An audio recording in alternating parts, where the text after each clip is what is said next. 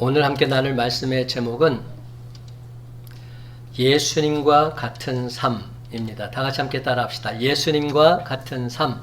예수님과 같은 삶. 여러분, 예수님과 같은 삶이란 도대체 어떤 삶일까요? 예수님께서는 산상수훈 결론에서 이렇게 말씀하고 계십니다. 마태복음 7장 21절, 나더러 주여 주여 하는 자마다 다 천국에 들어갈 것이 아니요 다만 하늘에 계신 내 아버지의 뜻대로 행하는 자라야 들어가리라.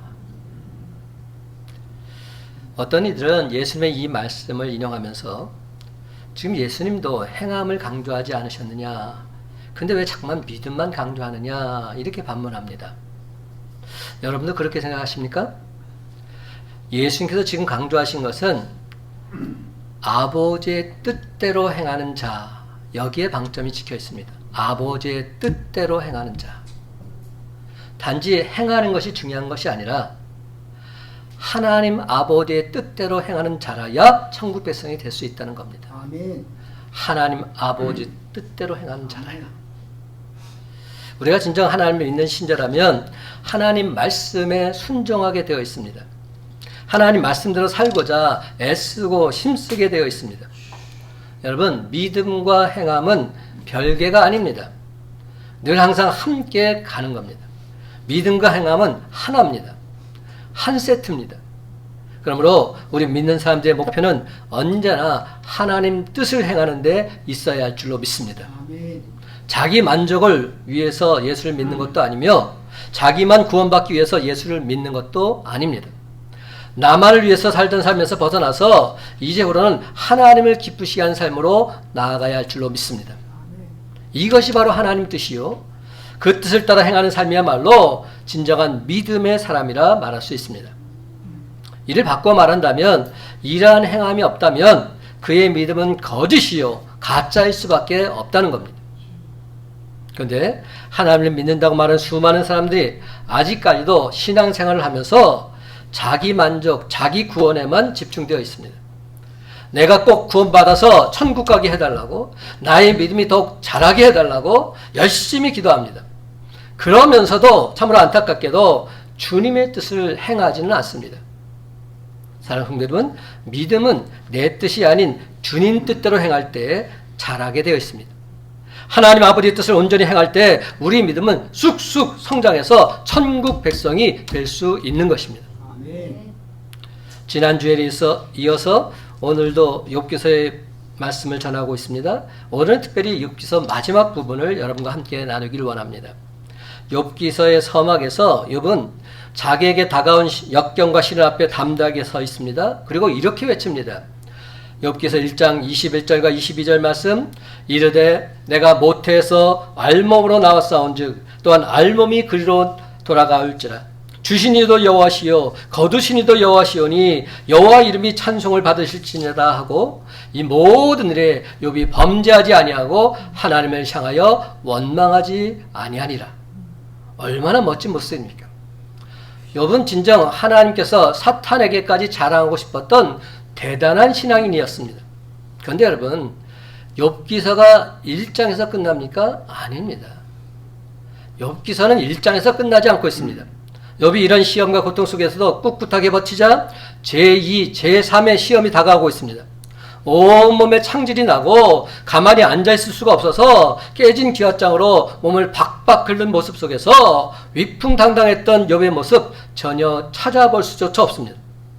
욥을 위로한다고 찾아왔던 친구들도 그의 처참한 모습을 보고서는 하나님이 정말 계신다면 아무 죄 없는 사람 이렇게까지 할 수 없어. 회의에 빠진 나머지 욥을 정죄하기 시작합니다. 그래서 38장에 이르기까지 욥과 그의 친구들 사이에 기나긴 변론이 전개되고 있는 겁니다. 그렇다면 여러분, 의인 욥은 이처럼 기나긴 고통의 터널을 통과한 후에 과연 무엇을 발견하고 있습니까? 첫째로 욥은 마침내 주님을 눈으로 보고 있습니다. 그렇습니다. 이제는 눈으로 주를 배움나이다. 4절과 5절 말씀 다 같이 한 목소리 읽길 원합니다. 4절, 5절 시작.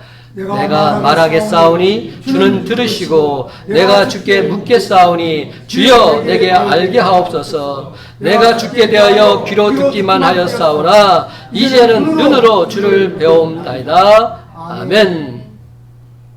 여러분, 욥이 그의 세 친구와 기나긴 변론을 주고받을 때에 그 토론의 핵심되는 중요한 원리는 바로 인과 응보의 원리였습니다. 원인과 결과가 다 있다는 겁니다.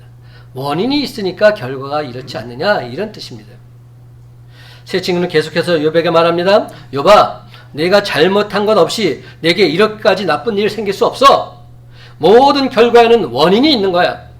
내게 이런 고통이 임한 것은 내가 그만한 나쁜 짓을 범했기 때문이야.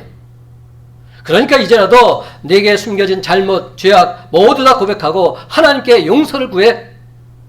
이것이 욥의 세 친구의 변론 내용이었습니다. 그런데 오늘 우리에게 주신 42장 말씀을 보게 되면 욥의 세 친구가 분명 잘못되었다 하나님께서 말씀하고 있는 겁니다. 7절 말씀 제가 있습니다. 여호와께서 욥에게 이 말씀을 하신 후에 여호와께서 대만 사람 엘리바스에게 이르시되 내가 너와 내 친구 두 친구에게 노하나니 이는 너희가 나를 가리켜 말한 것이 내 종 욥의 말같이 옳지 못함이니라. 너희들은 틀렸다는 겁니다. 옳지 못하다는 겁니다. 하지만 그렇다고 해서 세 친구의 변론에서 욥 또한 모두 다 정당한 발언만을 한 것은 아니었습니다. 이 논쟁이 벌어지는 동안 자기도 모르게 욥 자신도 자기를 변화하는 과정에서 인과 응보의 원리를 말하고 있습니다. 어떤 말을 합니까? 나는 옳다는 겁니다. 나는 의롭다는 겁니다. 나는 잘못한 것이 없다는 겁니다. 따라서 내게 이 시험을 주신 하나님께서 잘못하신 것이다. 이렇게 말하고 있습니다. 이에 이르자 하나님께서는 욥에게 가혹할 정도의 책망을 하고 계십니다. 40장 1절 2절 말씀. 여호와께서 또 욥에게 일러 말씀하시되 트집 잡는 자가 전능자와 다투겠느냐. 하나님을 탓하는 자는 대답할지니라. 하나님께서 막 화가 나셨나 봐요. 막 말씀하십니다. 트집 잡는 자가 전능자와 다투겠느냐. 하나님을 탓하는 자는 대답해라. 그랬더니 욥은 뭐라고 대답합니까? 이렇게 대답합니다. 3절에서 5절까지 말씀. 욥이 여호와께 대답하여 이르되 보소서 나는 비쳐나오니 무엇이라 주께 대답하리이까. 손으로 내 입을 가릴 뿐이로소이다. 내가 한번 말하였사온즉 다시는 더 대답하지 아니하겠나이다. 근데 여러분, 이 말씀은 어찌 보면 가시가 돋쳐 있어요. 지금 전능자 하나님과 대변하면서 솔직히 전능자 그 욥이 대결에서 승리할 수 없다는 것을 알기 때문에 그냥 대답은 더 이상 말은 안 하겠지만 솔직히 도무지 이해가 안 된다, 이런 생각이 담겨 있는 겁니다. 내가 한 번 말하였은즉 다시는 더 대답하지 아니하겠네. 이제 더 이상 말 안 하겠다는 겁니다. 묵묵부답하겠다는 겁니다. 주님께서 물어보셔도 더 이상 대답하지 않겠다는 겁니다. 이에 대해서 하나님께서는 이렇게 분명히 말씀하십니다. 8절 말씀. 내가 내 공의를 부인하려느냐, 네 의를 세우려고 나를 악하다 하겠느냐. 하나님께서도 강하게 말씀하고 계세요. 네가 내 공의를 부인하려고 지금 말하고 있느냐, 네 의를 세우려고 나를 지금 악하다 말하고 있느냐, 이렇게 말씀하고 계신 겁니다. 사랑하는 성도 여러분, 이것이 바로 하나님의 논점이었습니다. 여기서 우리는 욥이나 그의 세 친구의 문제 해결을 위한 접근 방법 또는 그들의 삶을 형성하고 있는 가장 중심되는 핵심 원리가 무엇인지 쉽사리 발견할 수 있습니다. 그것은 한마디로 모든 것이 다 율법적인 차원이라는 겁니다. 하지만 우리가 성경 속에서 분명히 배워야 될 그리스도인의 삶의 원리는 율법적인 차원이 아닙니다. 여러분, 율법이 무엇입니까? 하나님의 계명, 하나님의 계율입니다. 이 계명은 항상 우리에게 요구하는 것이 있습니다. 간단히 말하면 두 가지입니다. 하나는 이것을 하라, 또 다른 하나는 이것은 하지 말라, 이겁니다. 하라, 하지 말라. 그러 하라 해서 했으니까 나는 옳은 것이고 하지 말라 해서 나는 하지 않았으니까 나는 옳다 말하는 것, 이것이 바로 율법적인 차원이요 도덕적인 수준입니다. 다시 말하자면 나는 해야 할 것을 했습니다. 그러니까 나는 잘못한 것이 없습니다. 이렇게 말하고 있는 겁니다. 물론 이런 율법적인 차원과 도덕적인 수준, 우리 삶의 양식 속에서 꼭 필요합니다. 하지만 우리는 이것만큼은 반드시 기억해야 합니다. 하나님은 언제나 우리에게 율법 이상의 삶을 요구하고 계신다는 사실. 왜냐하면 우리 신앙은 처음부터 틀에 박힌 율법에서 비롯된 것이 아닙니다. 하나님의 전적인 은혜로 비롯되었기 때문입니다. 만약 우리가 율법으로, 즉 행함으로 구원을 받아야 한다면 우리 가운데 구원받을 수 있는 사람 단 한 사람도 없습니다. 왜냐하면 우리 모두는 이미 다 율법을 파괴한 범법자들이기 때문에, 죄인들이기 때문에. 성경의 표현대로 하자면 우리는 이미 율법 아래에서 정죄되었습니다. 율법 아래에서 하나님의 진노를 받았습니다. 그러나 율법대로 하면 우리는 다 심판받고 지옥에 가야 마땅합니다. 그러나 우리를 무조건적으로 용납하시고 용서하신 하나님께서 독생자 예수 그리스도를 저와 여러분에게 보내주신 겁니다. 이 예수 그리스도께서 우리가 지은 죄를 대신 짊어지사 희생양이 되어주시고 화목제물이 되어주신 것입니다. 그렇습니다. 예수님께서 우리 대신, 나 대신 심판을 받으셨습니다.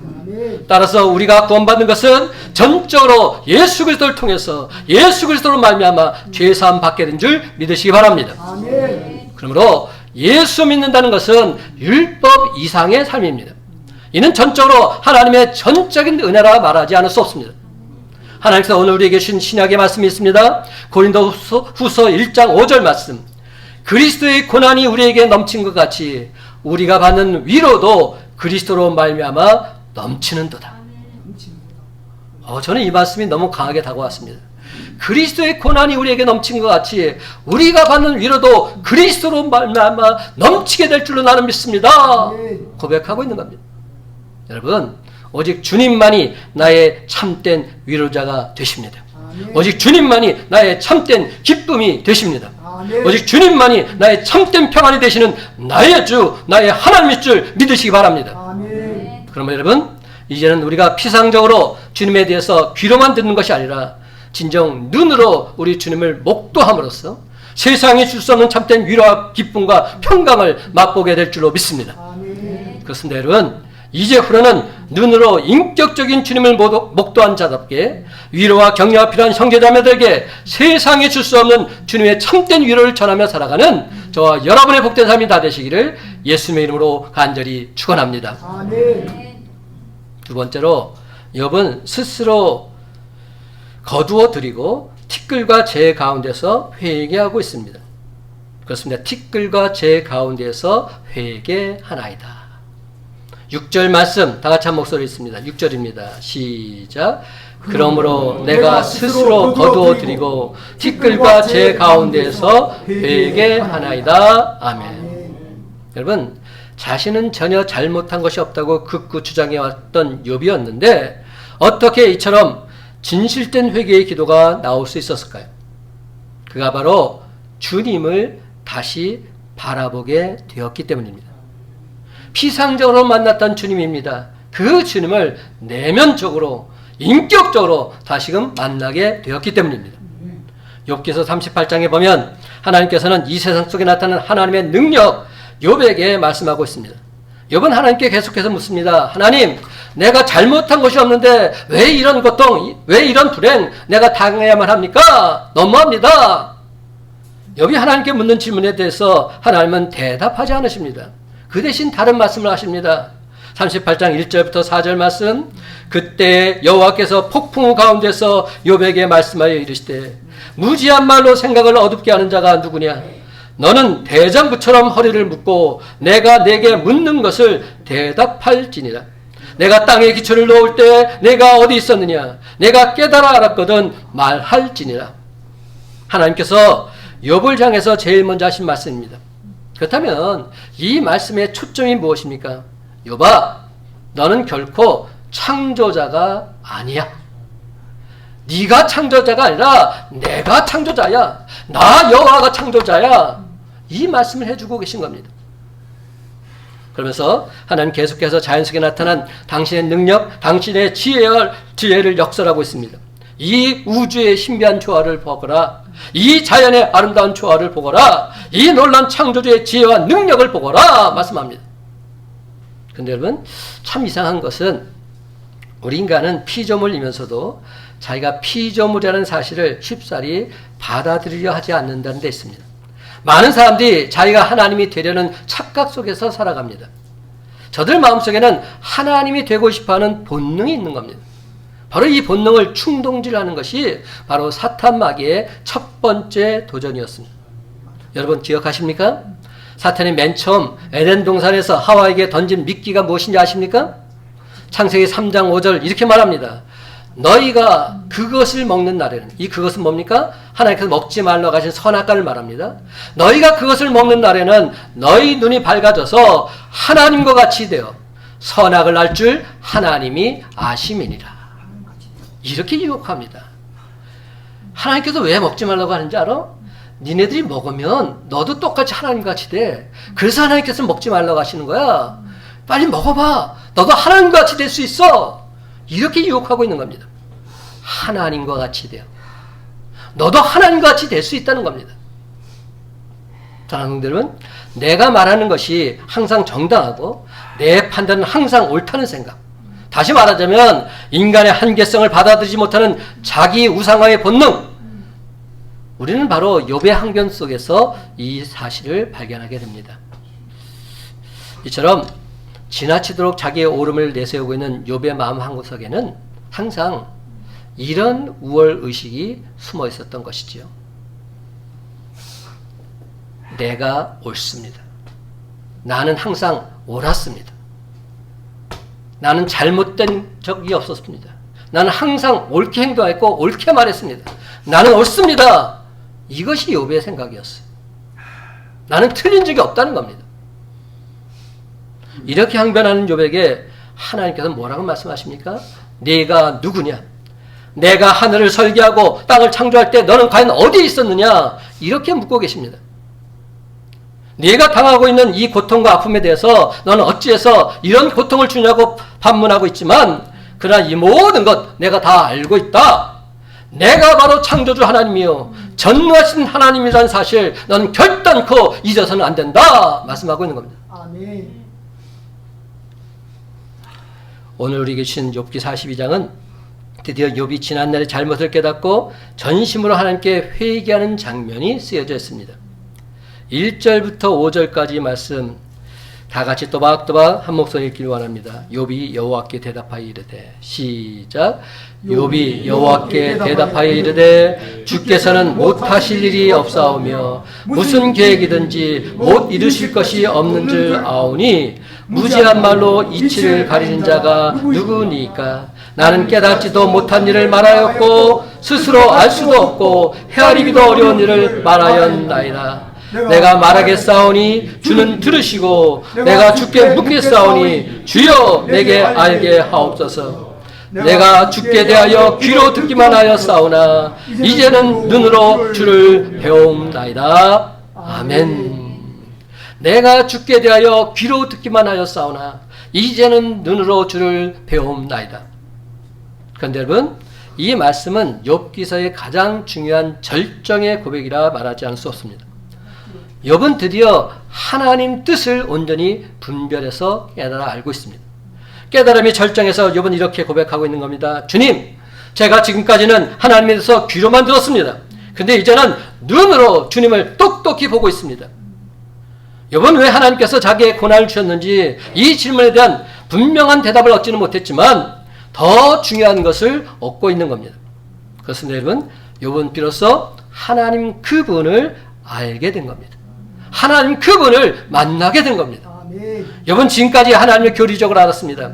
저도 그런 것은 이미 다 알아서 알고 있습니다. 제가 신앙생활한 지 도대체 몇 년인데요. 하나님이 누구시냐고요? 하나님은 전지전능하시고 무소부재하시고 무소불능하신 그런 분 아니십니까? 머리로만 알고 있었습니다. 하지만 이제는 완전히 달라졌습니다. 전에는 주님에 대해서 귀로만 들어서 알았는데 이제는 그 주님을 내 눈으로 똑똑히 보았습니다. 하나님이 전지전능하다는 사실 체험으로 알았습니다. 아멘. 그리고 그 사실 앞에서 내가 죄인입니다. 회개의 무릎을 꿇고 있습니다. 여러분, 이렇게 자기의 전 존재를 통해서 하나님을 깊이 경험하기 시작한 것입니다. 다 같이 6절 말씀을 읽으면서 우리도 욥처럼 회개하기를 원합니다. 6절 말씀. 그러므로 시작. 그러므로 내가 스스로 거두어 드리고 티끌과 제 가운데에서 회개하나이다. 아멘. 여러분, 하나님께서 욥에게 허락하신 새로운 삶의 본질이 무엇입니까? 욥기 마지막 장에서 우리가 결단코 놓쳐서는 안 될 중요한 결론이 하나 있습니다. 그것은 욥으로 하여금 진정 회개하게 하셨다는 겁니다. 그래서 하나님이 향한 새로운 감사로 욥을 그 자리에 서 있게 해 주신 것입니다. 진정으로 회개하는 자리에 있게 하신 주님. 그러면 여러분, 모진 고난 중에서도 지금까지 내 삶을 인도하신 하나님 그분을 온전히 바라보면서 스스로 회개할 때 하나님 주신 놀라운 은혜와 축복을 만끽하며 살아가는 저와 여러분의 복된 삶이 다 되시기를 예수님의 이름으로 간절히 축원합니다. 아멘. 세 번째로 욥은 하나님으로부터 갑절의 축복을 받고 있습니다. 그렇습니다. 여호와께서 욥에게 갑절이나 주신지라. 그렇습니다, 여러분. 욥기 42장 마지막 부분을 살펴보면 욥이 전에 소유하고 있던 모든 것에 갑절을 얻게 됩니다. 그래서 우리는 고난의 터널을 통과한 욥이 갑절의 축복을 받았다 이렇게 말들 합니다. 그러나 여러분, 제 생각은 조금 다릅니다. 지난 시간에도 제가 분명히 말씀드렸죠. 저는 그것을 축복이라 생각하지 않습니다. 지금 욥기에서 하나님은 축복의 문제를 말씀하고 계신 것이 아니기 때문에. 그렇잖아요. 물질의 축복은 그렇다 치더라도 자녀가 10명이 다 죽었는데 또다시 10명을 주셨다고 해서 그 죽은 10명의 자녀들이 살아날 수 있습니까? 없잖아요. 제가 그 말씀을 드리면서 욥이 주님의 갑절의 축복을 체험하게 된 것은 부활의 소망이 있었기 때문이다 강조했었습니다. 아, 주님을 믿으면 다시 부활할 줄 믿기에 감사 찬송하고 있는 그러한 욥의 모습인 것이죠. 여러분, 그렇기 때문에 모든 것이 갑절이라 주셨다고 해서 그것이 은혜다 축복이라 이렇게 말할 수는 없는 겁니다. 마침내 욥이 자기 친구들에서 무엇을 하고 있습니까? 그렇다면 왜 욥은 은혜를 받고 있을까요? 10절 말씀이 바로 그 키포인트가 됩니다. 10절 말씀 다 같이 함께 읽습니다. 시작. 욥이 그의 친구들 위하여 기도할 때에 여호와께서 욥의 곤경을 돌이키시고 여호와께서 욥에게 이전 모든 소유보다 갑절이나 주신지라. 아멘. 이 말씀의 핵심 포인트가 뭔지 아십니까? 욥이 그의 친구들을 위해서 기도할 때 이겁니다. 욥이 그의 친구들을 위해서 기도할 때 하나님께서 욥의 곤경을 돌이켜 주시고 하나님께서 욥에게 이전 모든 소유보다 갑절의 축복을 주셨다 말씀하고 있는 겁니다. 그러므로 이 앞에 부분이 빠지면 아무런 의미가 없는 겁니다. 가장 중요한 포인트가 바로 욥이 그의 친구들을 위해서 기도할 때 바로 이 말입니다. 욥이 친구들을 위해서 기도했다는 겁니다. 그래서 하나님으로부터 귀중한 깨달음을 얻은 후에 욥은 자기를 위로하긴커녕 괴롭혔던 친구들 원망하지 않고 오히려 그들을 위해서 기도하고 있습니다. 그들을 위해서 축복하고 있습니다. 내 가슴에 칼을 들이댄 저들을 용서해주고 있는 겁니다. 사랑하는 여러분, 이 모습은 누가 옳고 누가 그르다는 그런 차원을 뛰어넘어선 겁니다. 욥은 이처럼 견디기 힘든 어려운 시험을 통해서 마침내 신앙의 영적 성숙을 이루게 된 것입니다. 근데 엄밀히 말하자면 욥 또한 이 시험에 합격한 사람이라 말할 수는 없어요. 그 또한 실패자입니다. 그러나 이 실패를 통해서 욥의 인격은 놀랍게 변화된 겁니다. 변화된 것, 이게 중요합니다. 아는데 그치면 아무 소용이 없어요. 알고 났다면, 깨달았다면 변화된 삶을 사는 것, 여기까지 가야 되는 겁니다. 아멘. 그렇다면 도대체 그것이 무엇입니까? 이런 믿음이 생긴 것이죠. 내가 잘못하지 않았음에도 내 인생에 고난이 있을 수 있는데 이 고난을 통해서 하나님을 원망하기보다는 하나님을 사랑하겠노라. 내 가슴에 칼을 던진 이웃을 축복하면서 거룩한 삶을 살겠노라. 이렇게 선포하고 있는 겁니다. 근데 여러분, 이 세상에서 이렇게 사신 분 누구시죠? 예수님 아닙니까? 예수님께서 이렇게 사셨어요. 예수님께서 무슨 잘못이 있어서 십자가 고난을 당하셨습니까? 아닙니다. 만약 예수님 삶의 차원을 인과응보적인 그런 원리를 가지고서 보려는 사람이 있다면 그 사람은 영원토록 예수님 삶의 비밀을 깨달아 알 수 없을 것입니다. 예수님이 당하신 고난은 그분의 잘못도 그분의 죄도 아니기 때문에 여러분, 예수님이 고난 당하시면서 자기 자신을 변호하셨습니까? 억울하게 법정에서 매를 맞으시고 죄인 취급 당하시면서 조롱과 비웃음을 당하시고 골고다 언석에 올라가시면서 단 한 번만이라도 자기를 변호하신 일이 있으셨습니까? 예수는 자기를 변호하시는 것보다 더 높은 차원의 일을 하셨습니다. 어떻게 하면 하나님 뜻에 순종할 수 있을까? 어떻게 하면 하나님께 감사하는 삶을 살 수 있을까? 어떻게 하면 나를 십자가에 못 박는 저들을 위해서 기도할 수 있을까? 그런 사랑하는 성도 여러분, 오늘 시간 내 죄를 대속하시기 위해서 십자가를 지신 예수 그리스도, 바로 그분의 십자가를 온전히 목도하시기 바랍니다. 아멘. 여러분, 아직까지도 나는 잘못이 없다, 나 자신을 변하고 계십니까? 예수님 그분을 생각하시기 바랍니다. 예수님은 억울하게 고난받으시면서도 왜 자신을 변화하지 않으셨을까요? 자기 방어, 자기 변호는 은혜를 모르는 사람들이 아는 배은망덕한 지식이기 때문에 예수님께서는 자기를 십자가에 못 박는 사람들을 위해서 차라리 기도하셨습니다. 누가복음 23장 34절, 아버지 저들을 사하여 주옵소서. 자기들이 하는 것을 알지 못함이니이다. 저들을 죄를 용서해 주옵소서 기도하셨습니다. 사랑하는 여러분, 예수님과 같은 삶의 차원으로 욥을 끌어올려서 그의 인격을 승화시키려는 하나님 아버지의 놀라운 섭리하심, 바로 이것 때문에 하나님께서는 욥에게 고난을 허락하셨던 것입니다. 그렇습니다. 예수님과 같은 삶, 바로 이것이 욥기서의 결론입니다. 아멘. 사람들은 예수 믿는 사람을 뭐라고 부르죠? 비아냥거리면서 예수쟁이라고 말하죠. 개독교인이라 말합니다. 여러분, 예수 믿는 사람을 그리스도인이라고 부르는데 이 그리스도인은 크리스천에서 나온 말입니다. 크리스천이란 말을 살펴보면 크라이스트란 말에다가 IAN이라는 전미사가 붙었어요. IAN이라는 이 전미사는 like, 뭐뭐처럼 이런 뜻이 담겨 있습니다. 그러므로 크리스천이란 말은 그리스도와 같이, 그리스도처럼, 그리스도와 같이 되려고 하는 자, 그리스도처럼 살기를 원하는 자, 그러한 사람이 그리스도인입니다. 그리스도인이란 예수 그리스도를 닮고자 애쓰고 힘쓰는 자를 말합니다. 하지만 참으로 안타깝게도 오늘날 교회에는 교회에 다니는 사람들, 즉 교인들로 가득 차 있습니다. 교회에 다니는 사람들입니다. 교인하고 그리스도인은 천지차입니다. 교인들은 참으로 많은데 그리스도인은 찾아보기가 너무나도 힘이 듭니다. 욥은 도무지 이해할 수 없는 고난을 경험하면서 주님을 똑똑히 목도함으로써 참된 신앙인이 되고 있습니다. 하나님은 오늘 우리도 단지 교인이 아니라 그리스도인이 되길 원하십니다. 아멘. 여러분은 교인이십니까? 아니면 그리스도인이십니까?